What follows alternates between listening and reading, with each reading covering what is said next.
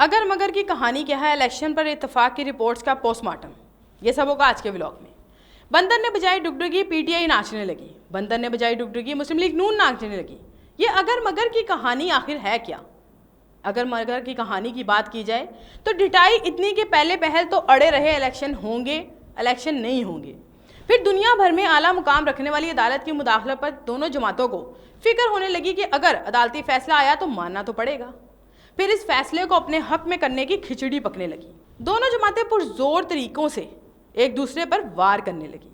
اسی دوران عدالتی فیصلہ تو کیا آنا تھا، آئین کو توڑنے مڑوڑنے کی ہوا چلنے لگی، کیونکہ الیکشن کمیشن بجٹ کا رونا رونے لگی۔ ہمارے پاس الیکشن فوری کروانے کا بجٹ ہی نہیں ہے، الیکشن کمیشن کا دعویٰ، جس پر عدالت نے اسٹیٹ بینک کو فنڈز کا اجرا کرنے کو کہا تو معاملہ بھی غبارے سے ہوا نکلنے کے مترادف ہو گیا، اور کوئی نہیں جانتا وہ فنڈز آئے نہیں آئے یا کہاں گئے۔ خیر، جب یہ حل بھی نکال لیا گیا تو الیکشن نہ کروانے والی پارٹی نے مذاکرات کی بحث چھیڑ دی، یعنی الیکشن کروانے کے معاملے کا ایک اور نیا رخ، یا یہ کہا جائے ایک اور نیا ڈیلے۔ خیر، بات آئی مذاکرات پر تو دونوں جماعتوں کے مذاکرات کی لمبی بحث کے بعد سپریم کورٹ میں ایک ایک رپورٹ جمع کروائی گئی، لیکن حاصل کچھ بھی نہیں۔ یہ تھی بنیاد اگر مگر کی کہانی کی۔ الیکشن کمیشن کی جانب سے اگر مگر، سپریم کورٹ کی جانب سے اگر مگر، سیاست دانوں کی جانب سے اگر مگر، مگر عوام کی جانب سے آخر کب تک؟ لیکن جب ان رپورٹس کا پوسٹ مارٹم کیا گیا تو ایک ہی بات منظر عام پر آئی کہ الیکشن ایک ہی دن کروانے پر اتفاق ہوا۔ اتنی لمبی بحث اور ڈیلے کے بعد ان مذاکرات کا مقصد صرف یہ بتانا تھا کہ الیکشن بھیا ایک ہی دن ہوگا۔ لیکن کیا کسی کو یاد نہیں کہ یہ بات تو الیکشن کمیشن نے بھی بتا دی تھی کہ بجٹ نہیں ہے، جس سے ثابت ہوتا ہے کہ الگ الگ الیکشن کروانا ناممکن ہے۔ تو نہ جانے بیوقوف کس کو بنایا جا رہا ہے۔ اصل بات کہاں گئی؟ کون سی اصل بات؟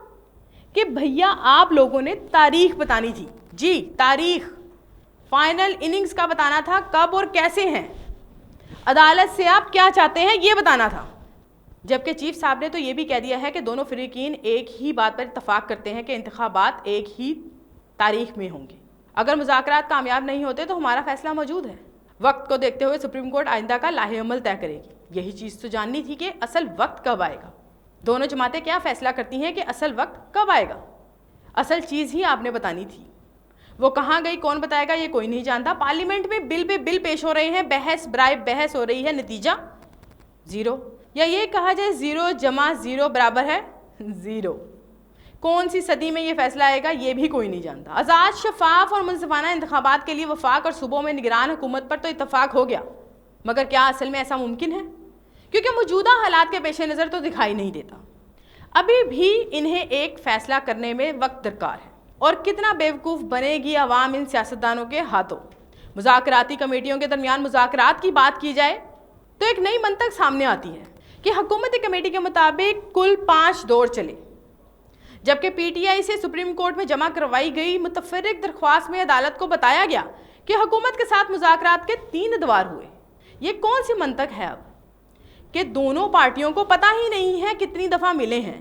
اب جن کو یہی نہیں پتا کہ وہ کتنی دفعہ ملے ہیں تو الیکشن کے نتیجے کو لے کے ان کے فیصلے میں دیری کوئی حیران کن عمل نہیں۔ ابھی بھی ان جماعتوں کو وقت چاہیے، ابھی بھی ڈائریکشن نہیں ملی، عوام پھر سولی پر سوار ہے۔